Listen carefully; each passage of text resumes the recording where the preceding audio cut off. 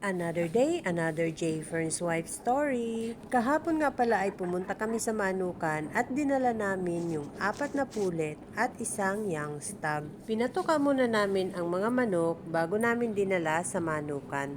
May dala din kaming patuka at LPG ni Richard na ubusan kasi ng laman ang kanyang LPG.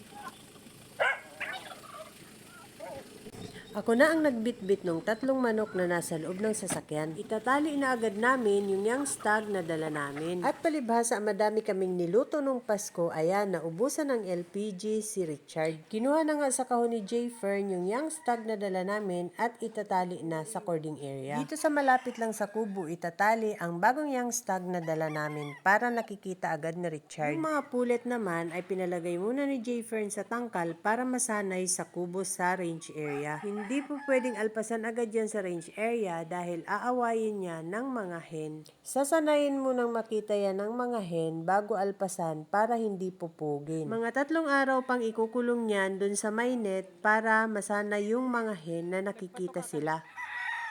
Tinali mo na pala.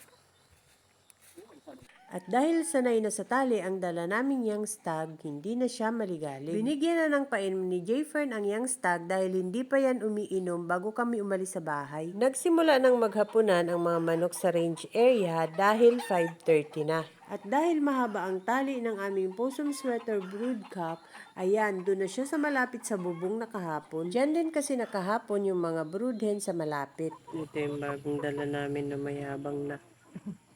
Hindi man lang nanibago ang bagong dala naming young stag.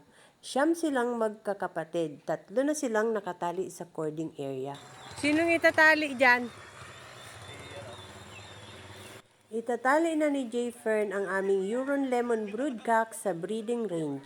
Dahil man fighter ang aming Huron Lemon, pahirapan si Richard sa pagkuha.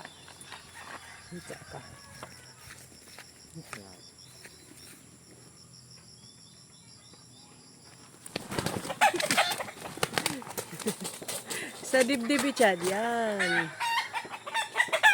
Yan. Kinurit ka? Madaming naghahanap ng Huron Lemon kay J. Fern kaya isasalang niya ito ngayon. Habi dito. Yung mga alpasan. Kulo ko yan, Chad.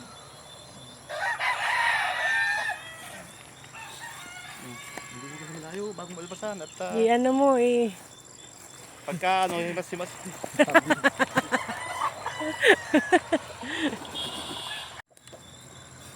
Dito rin dati nakatali yan. Oo. Hindi naman maiinitan yan dyan, no? Hindi.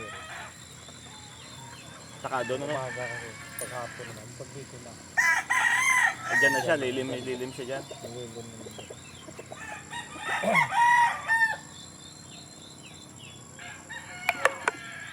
Nanalo sa Mambura yung anak nito nung makaraan eh. Yung kalainad.